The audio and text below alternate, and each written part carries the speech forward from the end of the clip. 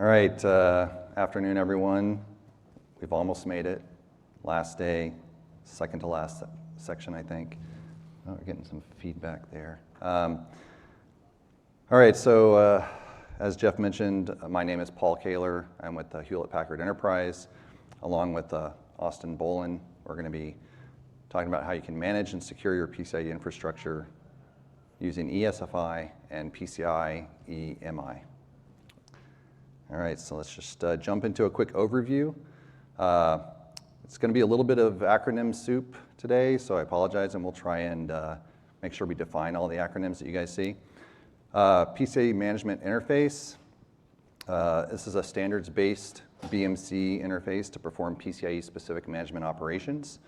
It can enable a BMC to perform PCIe initialization. Some examples of what it can do are like reading and writing configuration space. Then we've got Enhanced System Firmware Intermediary.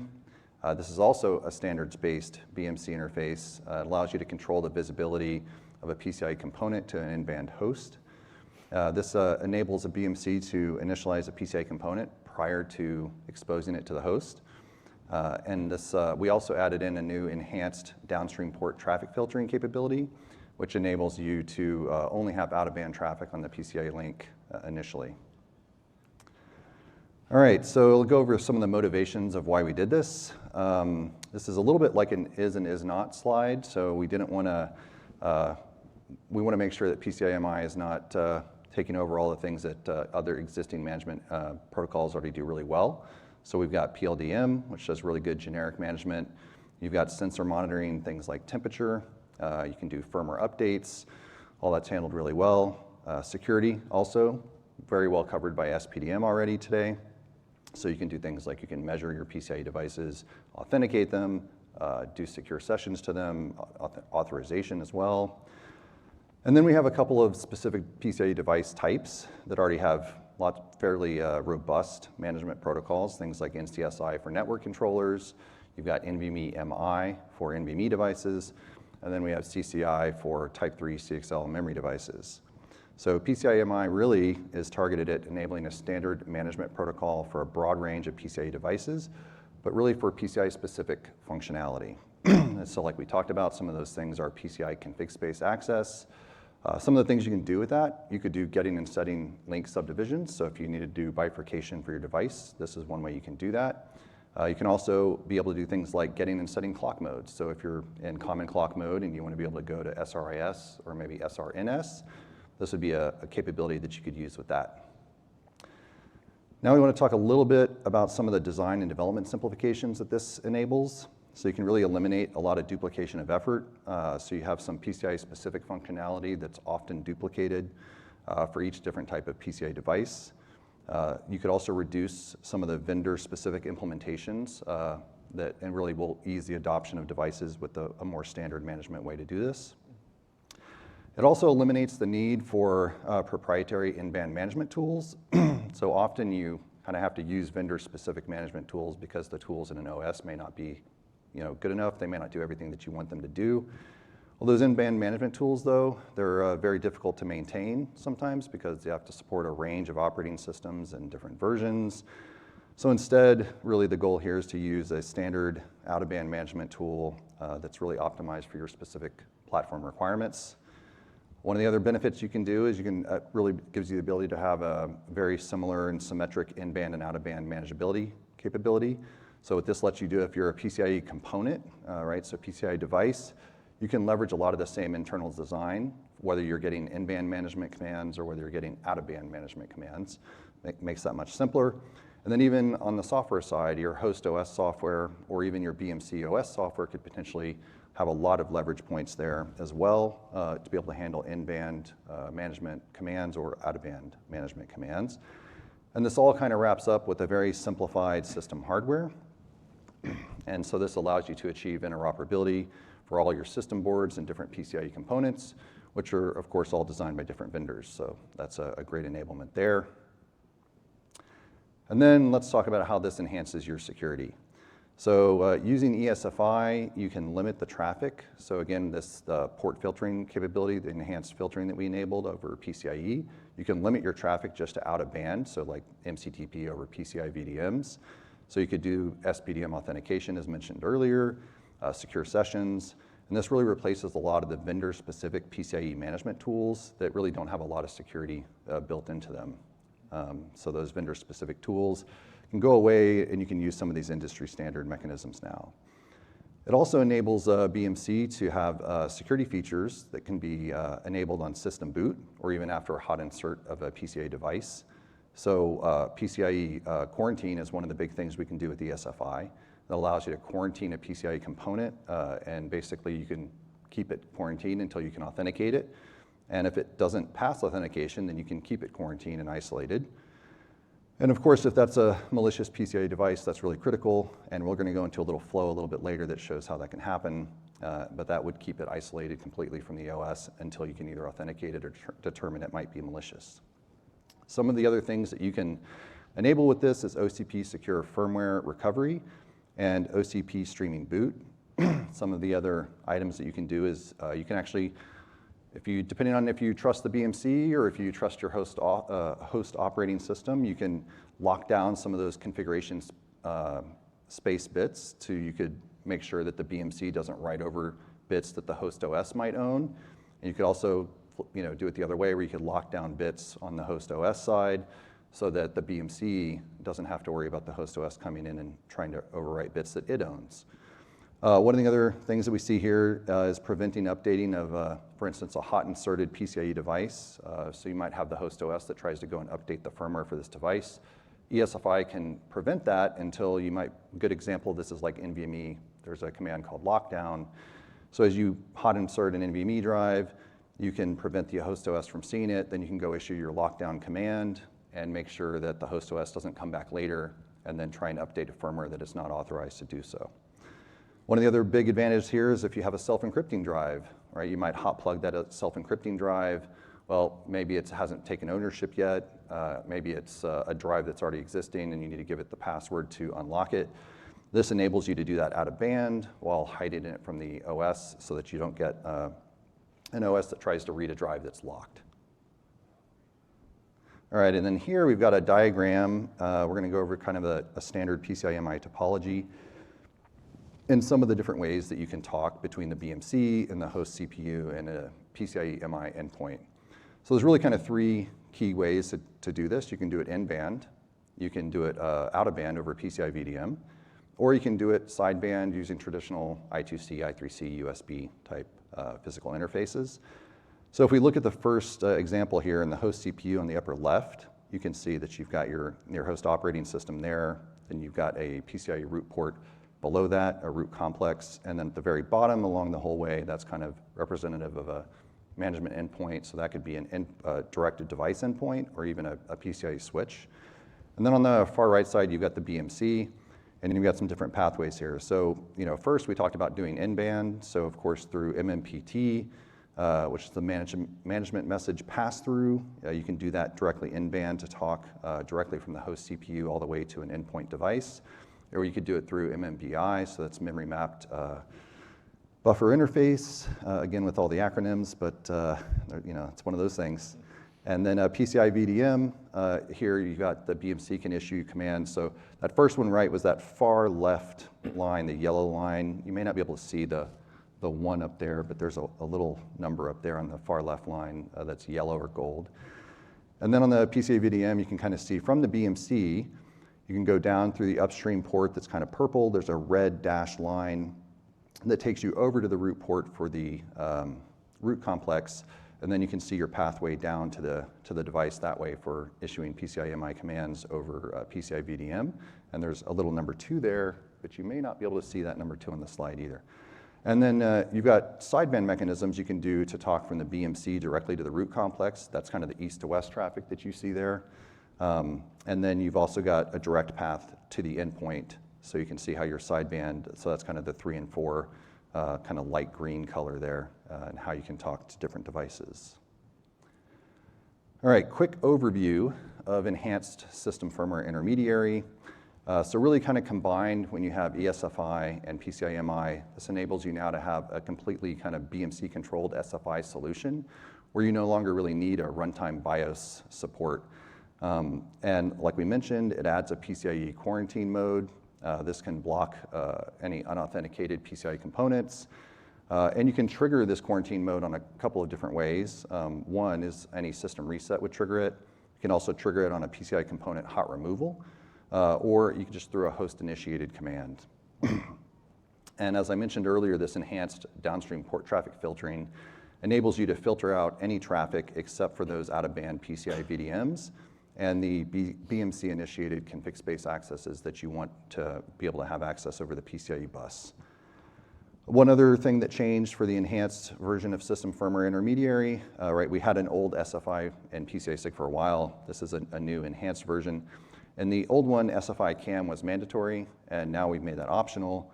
And one of the ways, reason why we could do that is because we have PCIe MI, which you can use to do the set captured segment on the bus and device numbers. So that kind of enables you to make SFI CAM optional. And then some of the other features you can do on your SFI registers is you can make them read-only on the host, or you can completely make them hidden to the host. So if you look at the diagram on the right, we've got our CPU and PCI root complex. You've got kind of 3 different PCIe root ports that you can see. They all have SFI enabled with the green little boxes. One of those is connected to a BMC, another is connected to a switch in the middle, and then on the far right, you've got one that's connected all the way directly to a PCIe device. You can see in the middle here how the one that's red, little SFI box that's red, basically that's the SFI that's in quarantine mode. And so you can see how it disables that link and it masks the presence up to the host operating system, so it prevents any access to that unauthenticated PCIe component A from the host. So it can't get to it, it doesn't see it there. But maybe even more importantly, from a security perspective, it prevents that PCIe component, if it is malicious, from injecting any traffic into the system. All right, and I think we're up to Austin now. All right, thank you, Paul. So next here, I just wanted to walk through an example of how this all comes together and how these technologies can be used to configure PCIe devices. All right, so in this particular example, we're going to use eSFI and PCIe MI to allow a BMC to configure a hot inserted NVMe self-encrypting drive before that drive is exposed to the host operating system.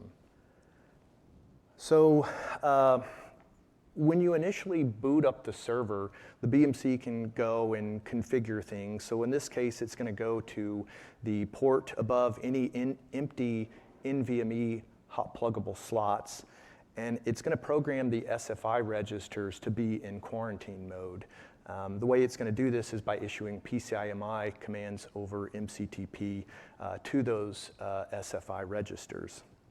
And of course, the quarantine mode is, as Paul mentioned, will keep the link disabled, and it'll mask the presence of the device to the in-band host so it can't detect it.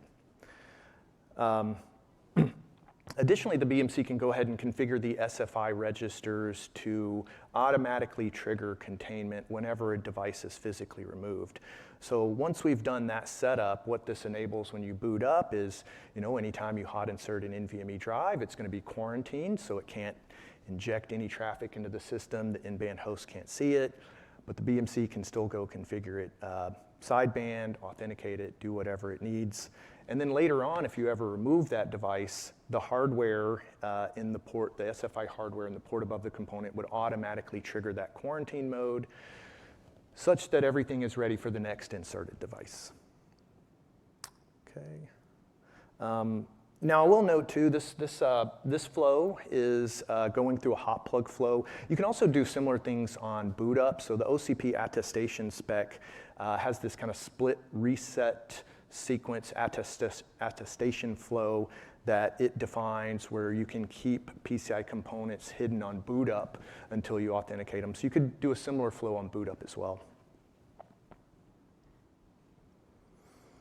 Okay, so after you get into the operating system with everything set up, you could then go and you could hot insert an NVMe self-encrypting drive. And at this point, the BMC is going to detect this because it has access to the physical presence signal.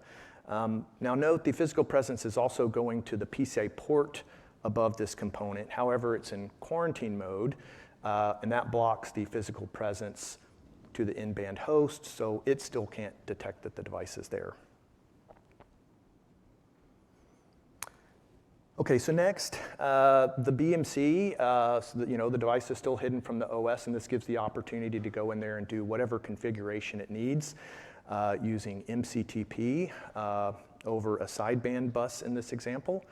So some things that you may want to do, if the firmware is corrupt, you could use OCP secure firmware recovery to recover from that situation. If there was no flash part for the firmware and you wanted to do OCP flashless or streaming firmware update, you could do that at this time. You could do your SPDM authentication. You could lock down any commands, so privileged commands that are only allowed by the BMC, like firmware update in certain situations that Paul alluded to earlier. You could do power budgeting on the device if you needed to cap its power or anything like that. And finally, since this is a self-encrypting drive, you can do the TCG Opal configuration. So if it's already been secured with an authentication key and the BMC has access to these keys, it can go unlock that drive so that you can actually use it once it's exposed to the host operating system. Or if it hasn't been secured, then the BMC can go ahead and provision it with an authentication key. And that way, whenever it does lose power, the device will go back into the lock state, giving you that data at rest protection. One other thing I would mention here, this is using a sideband signal, but you may not have a sideband path, or the sideband path may be too slow to do some of these operations like firmware update and so forth.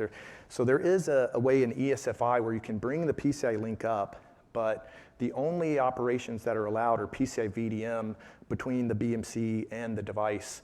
So that would allow using MCTP over PCI VDM to do these operations while still keeping the device quarantined from the rest of the system. All right, so assuming the authentication was successful, the BMC can then go take the port out of quarantine mode by using PCIe MI over MCTP to write to the SFI registers. If there was an error, it would just leave it in containment.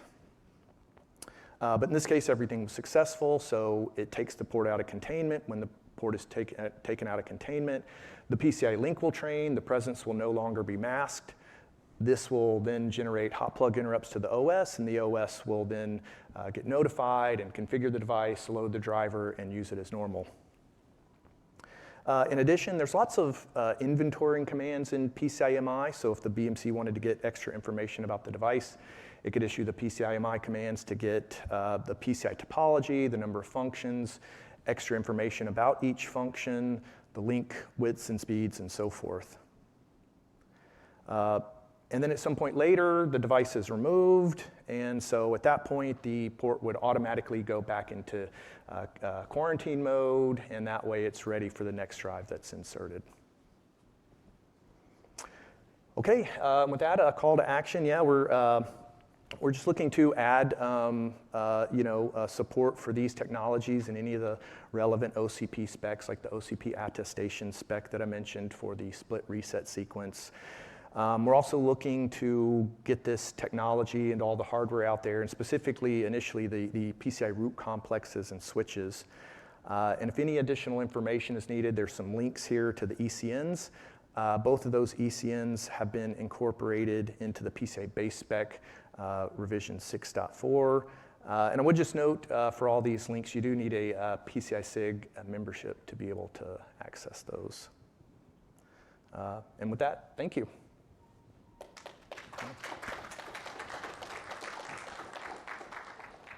Thank you very much. We've got about 2 minutes left for questions, if anybody has any.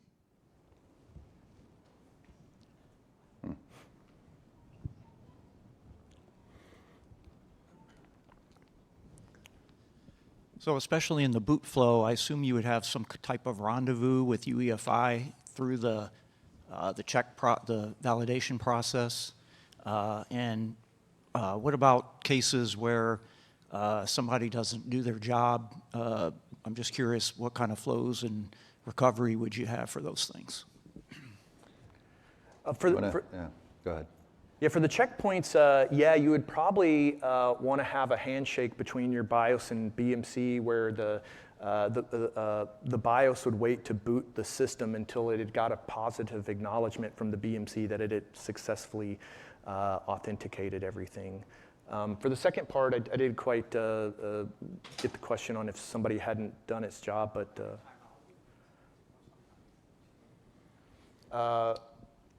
if you're trying to authenticate the device, but then there was a timeout, I think it'd probably be a platform policy.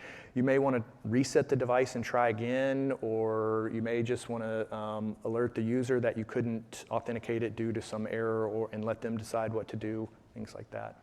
Yeah. Yeah, I think it would require some user intervention at some point to say something's wrong, you need to come look at it. Yeah, good question. Yeah. Yep. All right, well, thank you very much. All right. Thanks, Thank you. everyone.